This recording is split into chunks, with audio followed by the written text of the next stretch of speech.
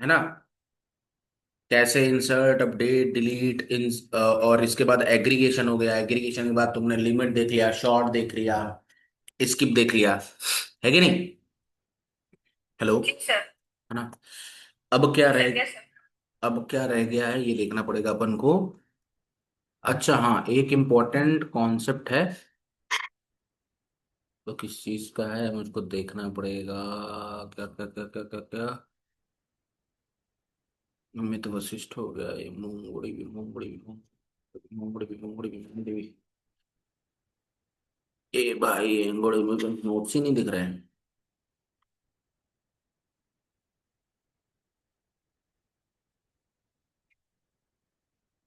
तो Python Python Python Python चल रहा है। फाइल ये है ना, मूंगड़ी में नोट्स। हाँ। तो इसमें हमारा देखते हैं क्या क्या रहे। सब पढ़ लिया है। अब हमको जो है, हाँ, 4 जून 2025। अब अपन यहाँ पे क्या करते हैं, हम लोग एक चीज पढ़। अब देखो, आज हम लोग पढ़ते हैं ना ऑब्जेक्ट आईडी के बारे में। ठीक है। मतलब व्हाट इज, थोड़ा सा थ्योरेटिकल कॉन्सेप्ट है, what is object ID and how it is formed और मी डिफरेंट टाइप, मतलब डिफरेंट सेगमेंट्स इन ऑब्जेक्ट आईडी। ऑब्जेक्ट आईडी में डिफरेंट सेगमेंट का मतलब क्या है कि जो तुमको ये इतना बड़ा सा कैरेक्टर जैसा दिखता है ना। बता देता हूँ मतलब क्या है इसका। मतलब ये है, मैं जाता हूँ मोंगडी भी एप्स में और एक ओपन करते हैं कोई भी। सबसे पहले MG इसको रख देते हैं, सर्वर को चलने देते हैं, क्लाइंट को रन कर लेते हैं और वेट करते हैं कि चल जाए। अब क्या करेंगे, जैसे मैंने लिखा शो डेटाबेसेस, यहाँ लिखा मैं हमारा जो OM, जैसे मैंने फ्लिपकार्ट ही ले लेता हूँ, CD फ्लिपकार्ट कहाँ से आ जाएगा यार, यूज फ्लिपकार्ट। ठीक है, ये लिखा। और स्टार्ट, नोटपैड नहीं आएगा भाई, शो कलेक्शंस और शो टेबल्स। ठीक है, यही है। तो अब मैं लिखता हूँ डी शो टीवीज। ठीक है। और show show show show show show show show show show show नहीं, DB dot Flipkart, sorry Flipkart नहीं, DB डॉट प्रोडक्ट्स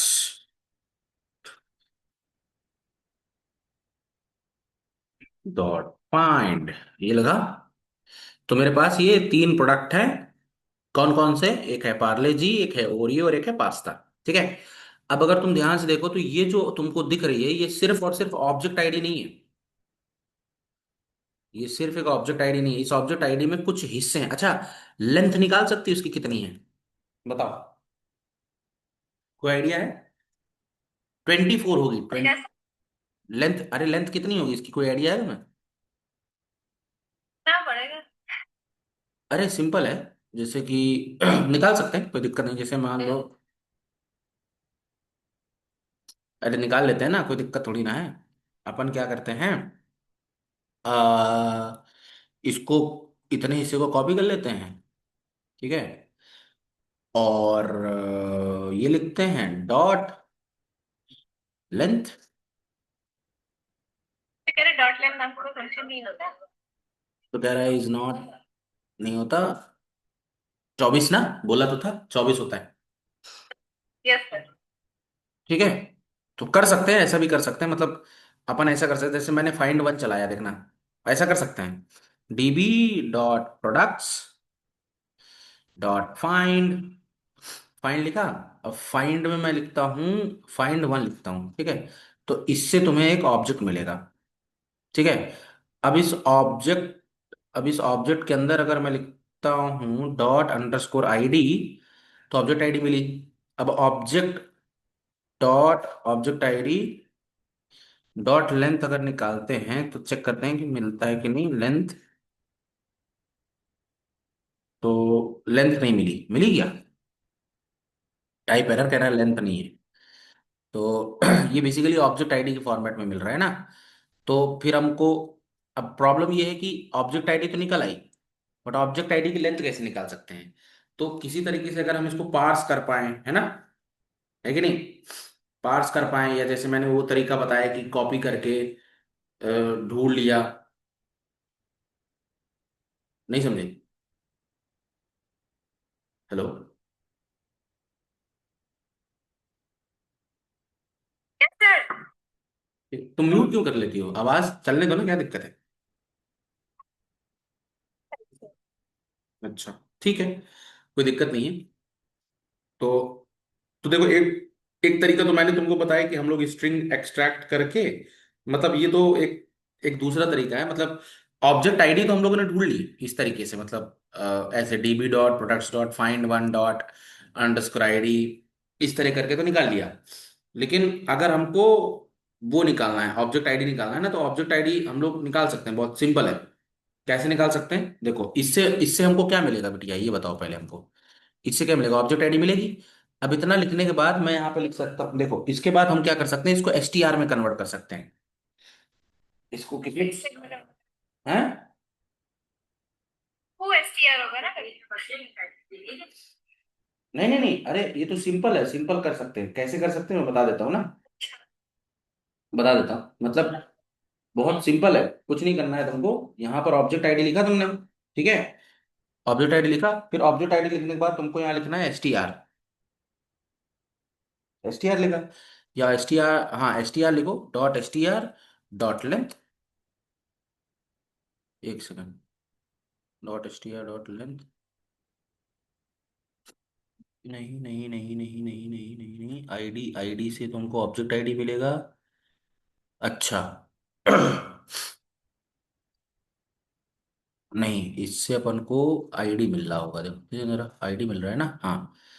तो अपन ऐसे कर सकते हैं, var object ID, object ID equal to, एक सेकंड, ये लिखते हैं, पूरा लिखते हैं, और इसके बाद यहाँ पर लिख देते हैं वेर ऑब्जेक्ट अंडरस्कोर आईडी। ये लिखा। अब मैं इसका टाइप ऑफ निकालता हूँ जरा, ऑब्जेक्ट अंडरस्कोर आईडी का। तो ऑब्जेक्ट मिल रहा है, ठीक है। अब अब मैं ये लिख सकता हूँ कि object ID dot S T R dot length, check करें। नहीं, ये तो काम नहीं किया।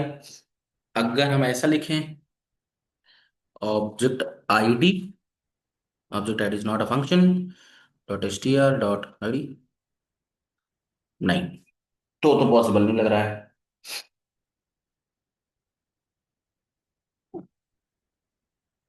बाकी कैसे पता लगाएं? हाँ, ऐसे पता लगा सकते हैं, देखो इसको सीएलएस करते हैं। अपने पास फंक्शन होता है ऑब्जेक्ट आईडी करके, होता है ना, फंक्शन होता है ऑब्जेक्ट आईडी। तो अपन क्या कर सकते हैं कि, बाप रे बाप, बच्चे इतने सारे, ऑब्जेक्ट आईडी, ये लिखा, हाँ हाँ, देखो देखो देखो देखो, ये देखो ऑब्जेक्ट आईडी मिली कि नहीं मिली, देखो ऑब्जेक्ट आईडी मिली एक। तो object ID dot S T R dot length काम करेगा क्या? हाँ, अरे नहीं काम करेगा ऐसे। क्या में कन्वर्ट कर लीजिए फिर लेंथ लगाइए। तो ऐसा कर सकते हैं ना, dot to to S T R, नहीं, टू स्ट्रिंग डॉट लेंथ, कर गया ना काम? हाँ, कर गया ना? तो हाँ, तो हाउ, तो मैंने लिखा sir, how to find the length of the object ID. तो लेंथ ऑफ दी जो ऑब्जेक्ट आईडी होती है वो होती है कितनी? 24। और निकालने के लिए हम लोग क्या लिखते हैं? सबसे पहले लिखते हैं ऑब्जेक्ट आईडी, ये लिखाया। तो ये तुमको एक ऑब्जेक्ट आईडी रिटर्न करता है, ये फंक्शन, ठीक है। अब इसको क्या करना पड़ेगा? हमको इसको टाइपकास्ट करना पड़ेगा स्ट्रिंग में। तो हमने ये लगाया, डॉट टू स्ट्रिंग करना पड़ेगा, टू स्ट्रिंग, ये किया, फिर डॉट, अगर मैं लेंथ लगा दूं तो इसकी जो आउटपुट देखने को मिलेगा वो 24। तो सबसे पहला जो क्वेश्चन बनता है कि ऑब्जेक्ट आईडी होता क्या है, ठीक है। तो आप ऐसे समझ लो कि जो ऑब्जेक्ट आईडी होता है, object ID object ID is a unique ID generated by MongoDB. ठीक है, MongoDB database for each collection, for each collection object, मतलब हर कलेक्शन ऑब्जेक्ट, मतलब एक कलेक्शन में जो भी एक ऑब्जेक्ट एग्जिस्ट करेगा, और उस ऑब्जेक्ट को मतलब डिस्टिंग्विश करने के लिए, मतलब यूनिकली आइडेंटिफाई करने के लिए वो क्या करता है, एक ऑब्जेक्ट आईडी बनाता है। Point number one. Point number two क्या होता है कि जो ऑब्जेक्ट आईडी होती है, दिस इज यूनिवर्सल। जो ऑब्जेक्ट आईडी होती है, object ID is universally, universally unique. क्या मतलब हुआ इसका यूनिवर्सली यूनिक का मतलब, बता सकते हो? What is the meaning of universally unique? है भाई सर, क्या मतलब है? क्या लगता है, what is the meaning of the universally unique? बताओ क्या लगता है। मैच नहीं करेगी क्योंकि ये टाइम और डेट लेके बनी होती है ना। करेक्ट करेक्ट करेक्ट, हाँ। ठीक है, तो जैसे मान लो कि सपोज वी गेव, मान लो suppose we have an ID, suppose we have an id as 1001, so there is a chance that 101 may get repeated। ऐसा चांस हो सकता है कि ये 101 रिपीट हो जाए, बट, हाँ किसी और।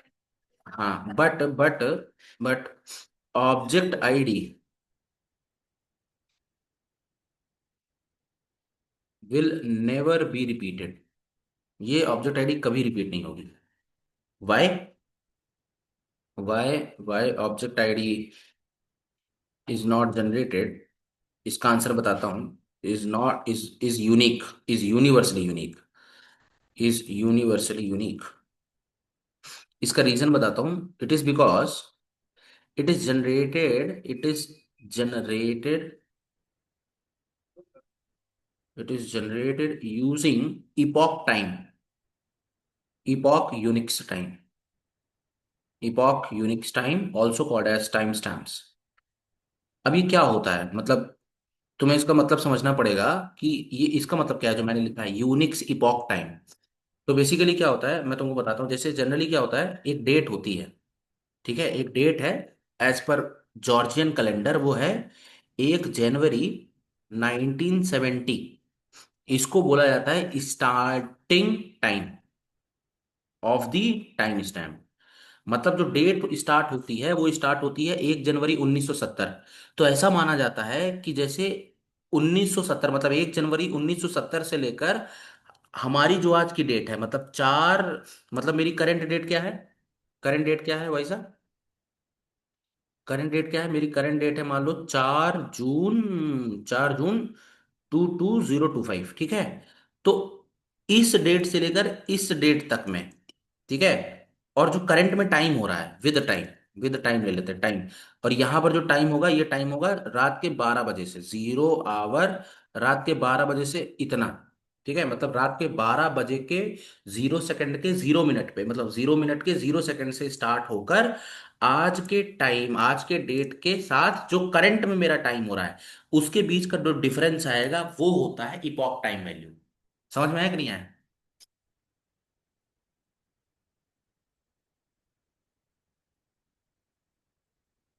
Will give you epoch time. अब क्योंकि ये देखो, क्योंकि जैसे जैसे हम आगे बढ़ते जाएंगे भविष्य में, मतलब अभी 1 सेकंड पहले जो टाइम बीत गया वो दोबारा टाइम कभी रिपीट नहीं होगा। मानते हो कि नहीं मानते हो? जी।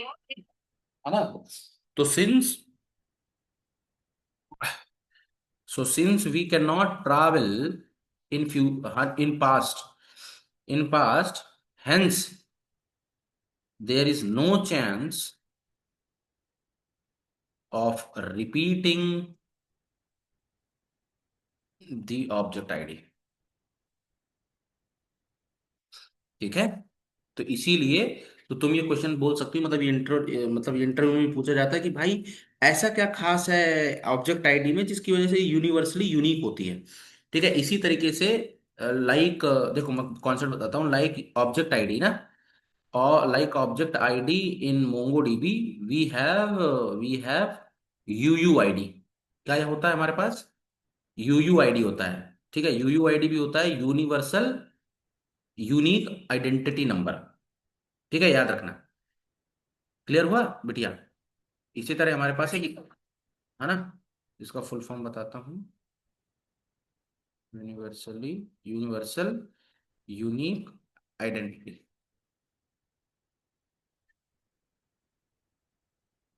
आइडेंटिटी या आईडी। ठीक है, तो इसकी खास बात हो गया, ये भी सेम कॉन्सेप्ट को फॉलो करता है।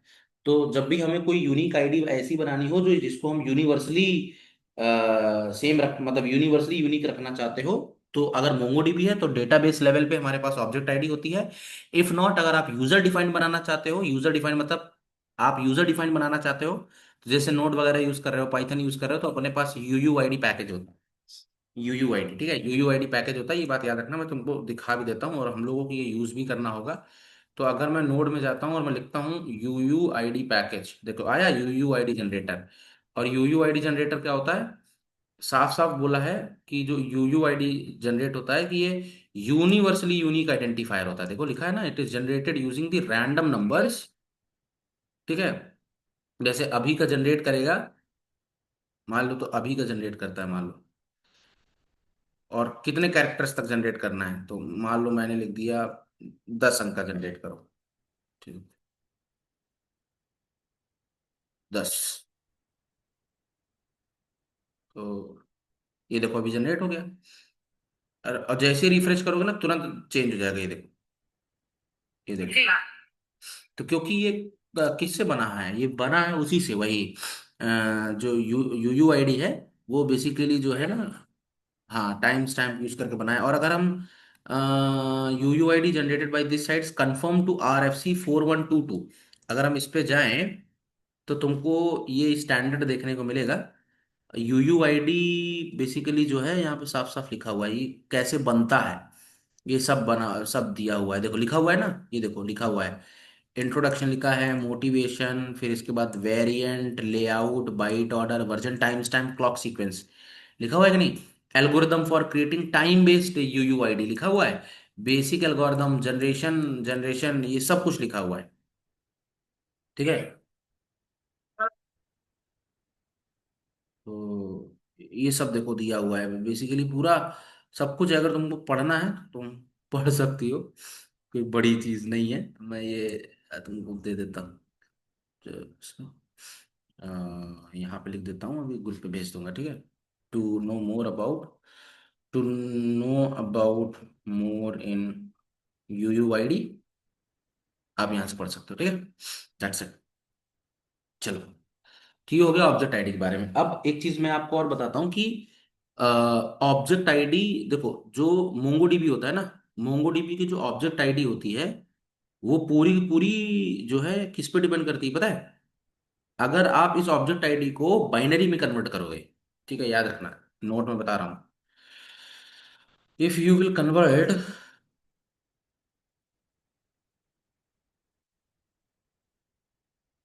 This object ID in binary, ठीक है, अभी फिलहाल ये किसमें है? हेक्साडेसिमल स्ट्रिंग में है। किसमें है ये कैसे होती है? हाँ, ठीक है, object ID is generated using is in form of hexadecimal string। अभी ये हेक्साडेसिमल स्ट्रिंग में है, ठीक है। तो if you want to convert the object ID into the binary, अगर तुमको इसको बाइनरी में कन्वर्ट करना है, मान लो, ठीक है, अगर आपने तुमने सोच रखा है कि सर मुझे इसको बाइनरी में कन्वर्ट करना है, if you want to convert this particular thing into binary, very simple, कुछ नहीं करना है, ठीक है। बाइनरी में कन्वर्ट करोगे, so the length will become, so the length will be 10, length sorry not 10, 12 हो जाएगा। क्यों बाइनरी में? क्योंकि जो बाइनरी, देखो ऐसा होता है जब हेक्साडेसिमल की बात करते हैं, तो हेक्साडेसिमल में बेस कितना होता है बताओ? बेस होता है 4 का, है ना? कि 6 का होता है? कितने का होता है हेक्सा का? बेस 16 होता है। अरे तो बेस 16 है ना, तो बेस 16 का मतलब 2 की पावर 4 यार, सही तो है, गलत थोड़ी ना है, ठीक है। तो 2 की पावर 4। ठीक है, इसका मतलब जब हम बाइनरी में जाएंगे तो बाइनरी में मुझे लेना पड़ेगा बेस ऑफ 2। बोले तो 2 की पावर 1। 2 की पावर 1, तो इसका मतलब ये है कि अगर मुझे इसको 1 में ले जाना है तो मुझे इसको 4 से डिवाइड करना पड़ेगा। तो बाइनरी में ले जाने का मतलब ये है, बाइनरी में ले जाने का मतलब ये है, क्या मतलब है, कि जो मेरी हेक्साडेसिमल पार्ट है उसको अगर मैं 4 से फ्रैक्शनलाइज कर दूं तो मुझे बाइनरी मतलब कितना डिजिट आ जाएगा, 4 आ जाएगा कि नहीं आ जाएगा? नहीं, 24 डिवाइडेड बाई 4 करूंगा तो कितना आएगा? 6। 6 6। 24। अच्छा, बाइनरी की चल रही ना, तो बाइनरी का मतलब हो गया बाइनरी, तो मुझे हेक्साडेसिमल को 2 में तोड़ूंगा तो 12 बनेगा। ठीक है, क्लियर है? हाँ, पर ये इससे तो कोई रिलेवेंट हुआ नहीं, जो आपने बेस बताया उससे तो कोई दिक्कत नहीं इसका। क्या कह रहे हो? अरे मतलब हाँ ठीक है, हम 2 से डिवाइड करेंगे हेक्साडेसिमल का तो बाइनरी बन जाएगा, पर आपने जो बेस लिखे हैं, इस बेस से तो कोई मतलब नहीं इनका। अच्छा, बेस ना, अभी अभी बेस से तुमको अभी आइडिया बन मिलेगा ना, मैं बता तो रहा हूँ। ठीक है, तो अब देखो मैं बताता हूँ तुमको। अब मैं बताता हूँ पार्ट्स। अच्छा, एक चीज और बता देता हूँ, बताना चाहता हूँ कि जो मेरी ये होता है ना, जो मेरी ऑब्जेक्ट आईडी होती है, object ID depends on system architecture. किस पे डिपेंड करता है? सिस्टम आर्किटेक्चर पे डिपेंड करता है। सिस्टम आर्किटेक्चर का मतलब क्या है, कि अगर मिनिमम बिट, मतलब मिनिमम बिट जैसे 64 बिट का कितना होता है, 64 आर्किटेक्चर का मिनिमम बिट कितना होता है? 32, है ना? 32। है ना, मिनिमम बिट कितना होता है? 32 होता है, 32। ठीक है, तो जितना आपका मिनिमम बिट होगा उसी के हिसाब से आपकी ऑब्जेक्ट आईडी चेंज होगी। ठीक है, याद रखना। समझे कि नहीं समझे? जो ऑब्जेक्ट आईडी है वो किस पे डिपेंड करता है? आर्किटेक्चर पे डिपेंड करता है।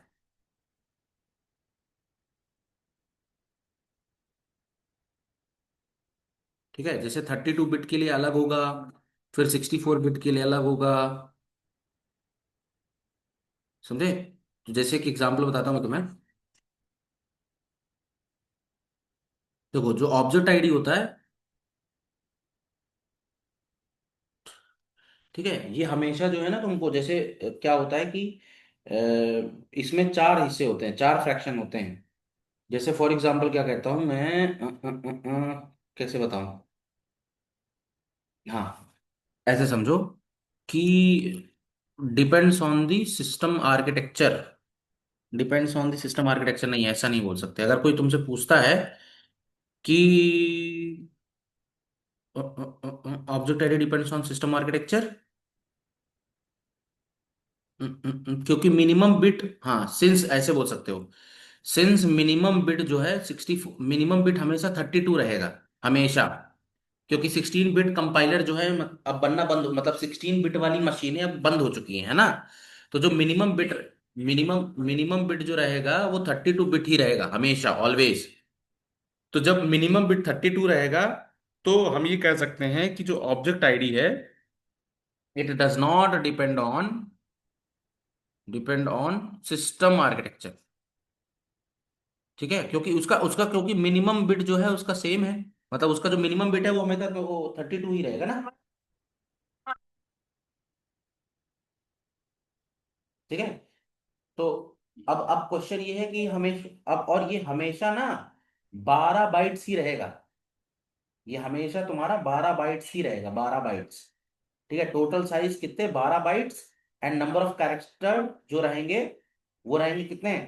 24। 24। ठीक है, तो मैं बता देता हूँ, नंबर ऑफ बाइट्स जो रहेंगे वो रहेंगे 12। ठीक है, और जो नंबर ऑफ कैरेक्टर्स रहेंगे वो कितने रहेंगे? 24। ठीक है, कैसे? कैसे, अब इसमें देखो, पार्ट देखो।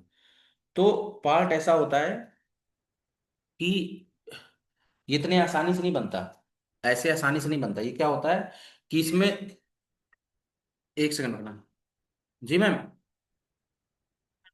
हाँ मैम।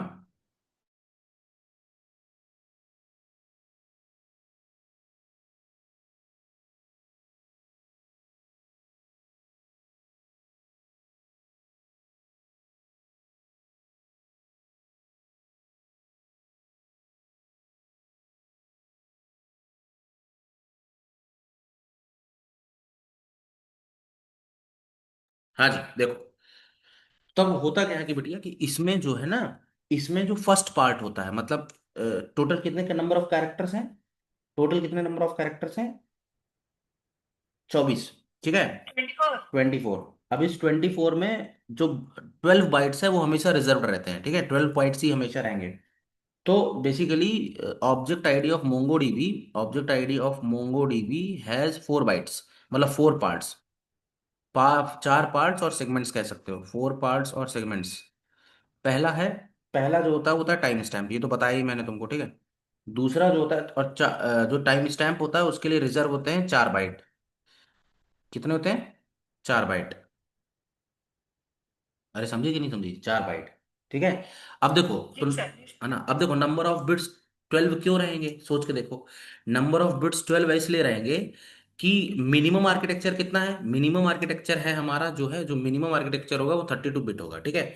और 64 बिट पे जाने पे 32 का दुगना हो जाता है, तो इसीलिए 12 का दुगना नंबर ऑफ कैरेक्टर्स पे 24 हो रहा है। नहीं समझी? हेलो, समझ, है ना। तो जब आर्किटेक्चर जो है, अब तुम्हारे यहाँ पे मैक्स आर्किटेक्चर जो है, मैक्स आर्किटेक्चर जो है जब तुम्हारा यहाँ 64 हो जा रहा है, तो देखो मतलब ये है कि नंबर ऑफ कैरेक्टर्स बढ़ सकते हैं, मेरी बात समझना, नंबर ऑफ कैरेक्टर्स बढ़ सकते हैं, लेकिन जो नंबर ऑफ बाइट्स जो रिजर्व रहेंगे वो हमेशा 12 ही रहेंगे। क्लियर हुआ कि नहीं? ठीक है। तो जैसे फॉर एग्जांपल मैंने टाइम स्टैम्प लिख दिया, तो टाइम स्टैम्प, ठीक है, टाइम स्टैम्प लिख दिया 4 बाइट, तो टाइम स्टैम्प के लिए रिजर्व रहते हैं 4 बाइट। फिर जो मैक आईडी रहती है, मशीन आईडी जिसको बोलते हैं, मैक आईडी, मैक आईडी हर, तुमको पता है इस दुनिया में, जैसे तुमने सुना होगा ना कि फोन को सर्विलांस से कैसे पकड़ते हैं, तो फोन का अपना एक IMEI नंबर होता है, ठीक है। और उस फोन का जो IMEI नंबर होता है, वो IMEI नंबर जो होता है वो मैक एड्रेस होता है, बेसिकली मशीन एक्सेस कोड। और इस दुनिया, और ये मशीन एक्सेस कोड कौन लगाता है, जो लोग भी सेमीकंडक्टर को या हार्डवेयर को बनाते हैं, ठीक है। तो मतलब ये है कि जो मेरा सिस्टम है उसका मशीन एड्रेस अलग होगा, मैक एड्रेस अलग होगा, और जो तुम्हारी वाली मशीन है उसका मैक एड्रेस अलग होगा, ठीक है। तो जो पांच, हाँ, तो जो 5 बाइट रहता है ये रिजर्व रहता है किसके लिए, फॉर मशीन के लिए, ठीक। तो ये हो गया, एक तो टाइम स्टैम्प हो गया, दूसरा हो गया मशीन आईडी, दूसरा होती है प्रोसेस आईडी। प्रोसेस आईडी का मतलब क्या होता है, PID ऑफ दी, PID का मतलब ये है ऑब्जेक्ट आईडी, मतलब जो भी ऑब्जेक्ट आईडी जनरेट हो रही है, मतलब जैसे जैसे फॉर एग्जांपल तुम्हारा ये अभी मोंगोडीबी सर्वर चल रहा है ना, तुम्हारे मोंगोडीबी सर्वर चल रहा है, तो ये मोंगोडीबी सर्वर जो चल रहा होगा तो देखो इसकी अपनी कोई एक PID देख रहे हो, ये PID है, ये देख रहे हो, ये 22 22 43 30 22, और ये हर बार सेम नहीं होगी, अगली बार चालू करूंगा तो ये आईडी बदल जाएगी, समझ रहे हो कि नहीं, ये आईडी बदल जाएगी, मतलब देख लो ये अभी अभी इस करंट इंस्टेंस के लिए सेम है, ये करंट इंस्टेंस के लिए सेम है, हो सकता है कल के दिन ऑपरेटिंग सिस्टम कोई दूसरी PID दे दे, समझ रहे हो कि नहीं। ठीक है, तो ये PID होती है। इसके बाद PID of the object ID, ठीक है। और इसके बाद आता है 4, आता है फिर, इसको बोल सकते हो काउंटर और रैंडम, रैंडम नंबर्स।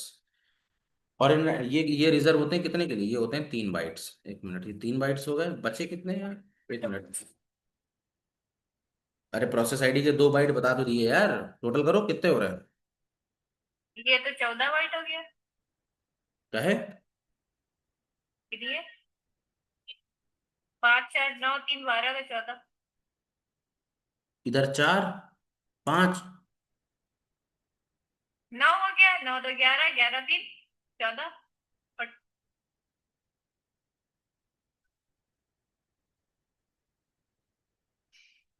4 हो गया, 5 हो गया, 14 हो गया, सही बात है यार, 14 हो गया। एक मिनट, 3 बाइट ये हो गया। मशीन आईडी या तो 3 बाइट की होगी, या तो टाइम स्टैम्प 2 बाइट का होगा। एक सेकंड रुक जाओ यार,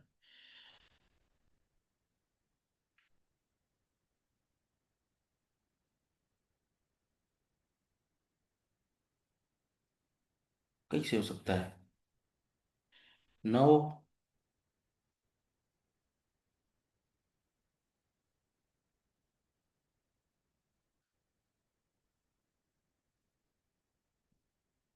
एक second plus.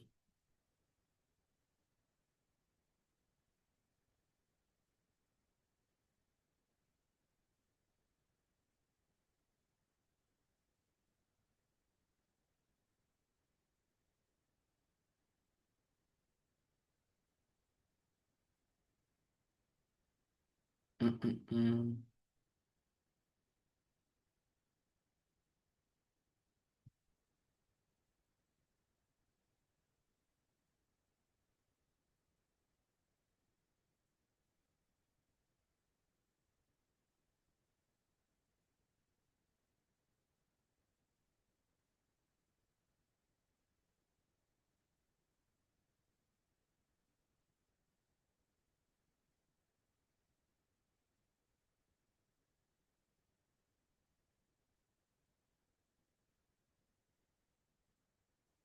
4 by time stamp का हो गया है। चार।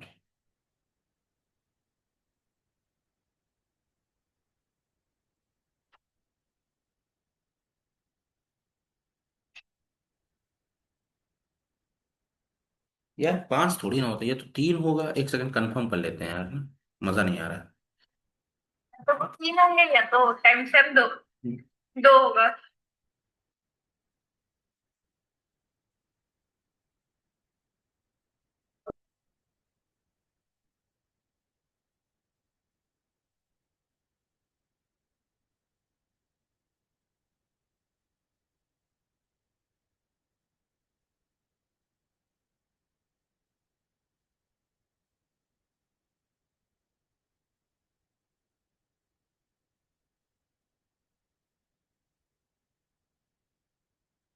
रैंडम नंबर नहीं होता है।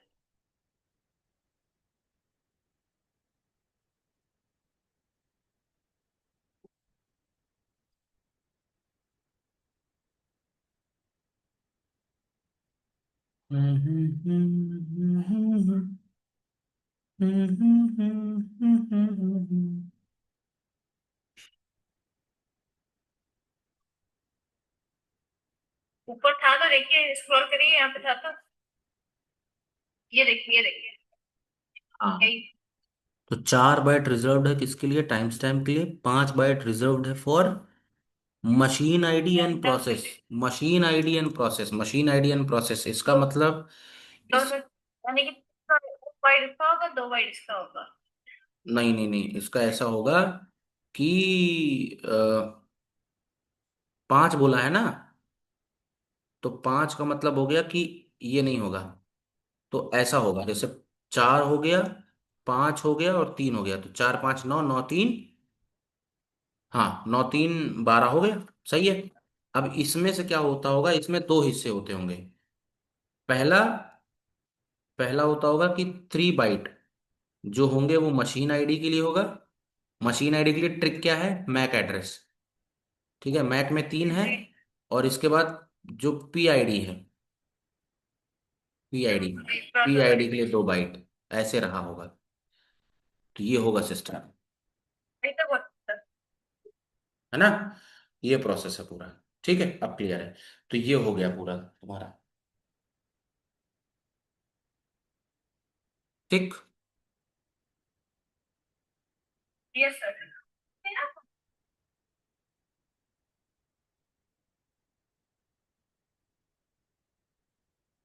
ठीक, क्लियर है, बहुत बढ़िया।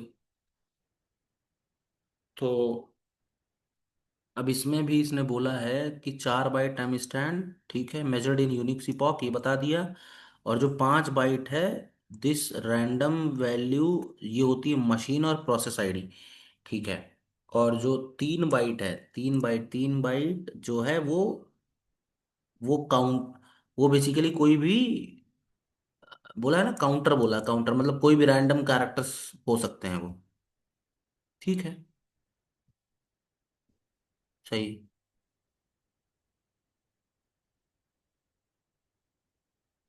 अब देखो, इसने ये भी बताया कि कैसे तुम क्रिएट कर सकते हो।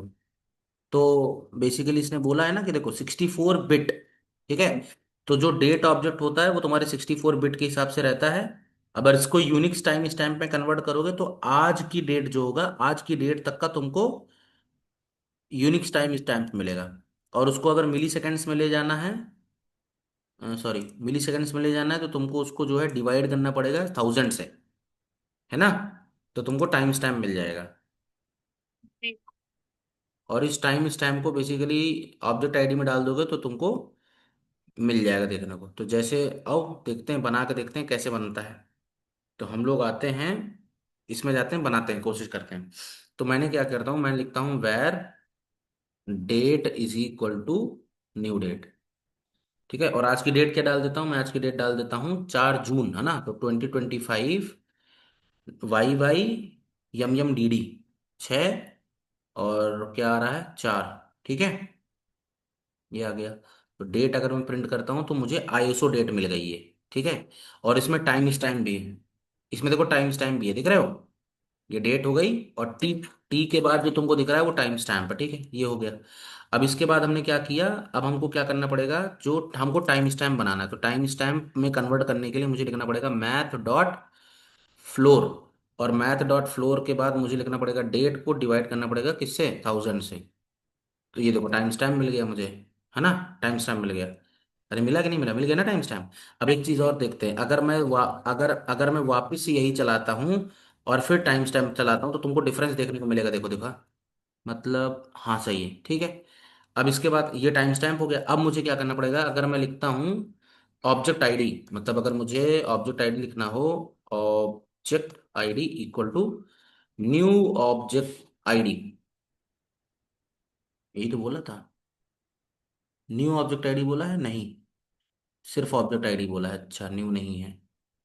तो basically object ID, object ID ये है।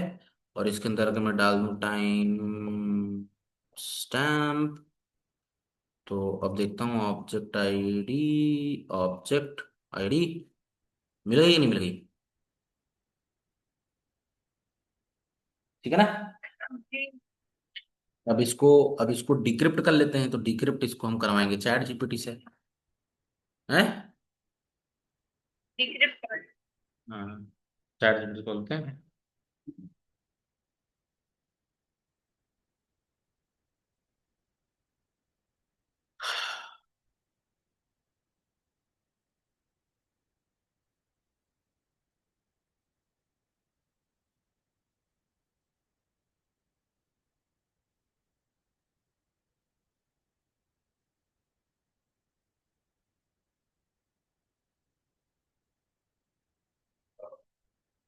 कह रहा तुम ऐसे कर सकते हो। बाप रे बाप। देखते हैं, ऑब्जेक्ट आईडी डॉट, ये बोला ना गेट टाइम स्टैम्प।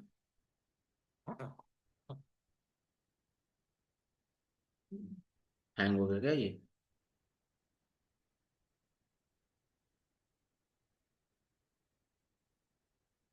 हैंग कर गया।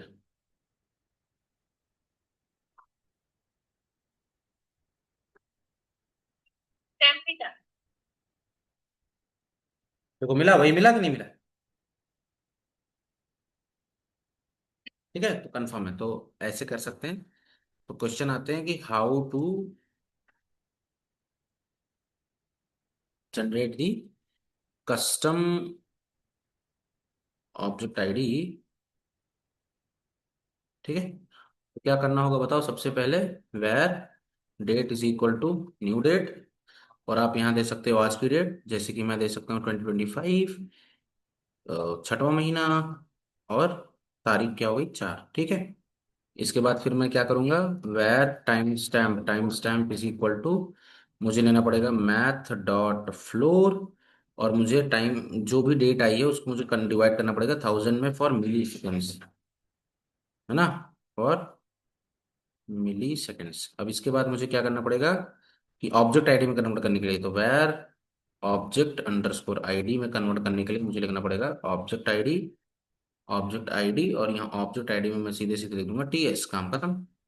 तो मुझे जो है आउटपुट में देखना पड़ेगा ऑब्जेक्ट, ऑब्जेक्ट आईडी मिलेगी एक ऐसी, और इस ऑब्जेक्ट में आईडी में एक बड़ी सी ऐसी एक स्ट्रिंग मिलेगी। ठीक है, फिर इसके बाद अगर मैं लिखता हूँ गेट टाइम स्टैम्प, यही था ना, गेट टाइम स्टैम्प, तो मुझे आउटपुट में देखने को मिल जाएगा, मतलब इससे जो डेट आएगी सेम एज अबव। ठीक है। ठीक। तो अपन लोग ऐसे वेरीफाई कर सकते हैं, इक्वल टू डेट, ट्रू तो नहीं आ रहा, लेकिन वैल्यू तो सेम दिखा रहा है। देखो वैल्यू तो सेम दिखा रहा है यहाँ पे ये। हाँ हो सकता है बनते समय का टाइम, मतलब करंट वाले का टाइम स्टैम्प बनने वाले के टाइम स्टैम्प से 1-2 सेकंड ऊपर नीचे हो सकता है। ठीक है, वो बड़ी बात नहीं, बट अपन अपन लोग ऐसे क्रिएट कर सकते हैं। ठीक है। तो ये तो मैं समझ में आ गया होगा। तो ऑब्जेक्ट आईडी के बारे में जितना मैं डिटेल में डिस्कशन कर सकता था मैंने तुमको बता दिया। ठीक है। और वो ये है, क्या इंपॉर्टेंट डिस्कशन यही है कि टाइम, मतलब जो इतने सारी चीजें हैं जो इंटरव्यू पे बन सकती हैं क्वेश्चन। ठीक है। लेंथ कितनी होती है, बाइनरी में कितने होता है, इसके बाद अगर जैसे कुछ लोग क्वेश्चन ऐसा पूछते हैं कि मान लो हमने मोंगो डीबी को सुपर कंप्यूटर में इंस्टॉल कर दिया जिसका 128 बिट ऑपरेटिंग सिस्टम है जिसका, तो ये बताओ कि ऑब्जेक्ट आईडी की लेंथ कितनी होगी। तो ऑब्जेक्ट आईडी की लेंथ कुछ भी हो, लेकिन उसका जो मिनिमम मतलब जो मिनिमम आर्किटेक्चर होगा वो 32 बिट ही रहेगा, और क्योंकि उसका मिनिमम आर्किटेक्चर 32 बिट रहेगा तो वो हमेशा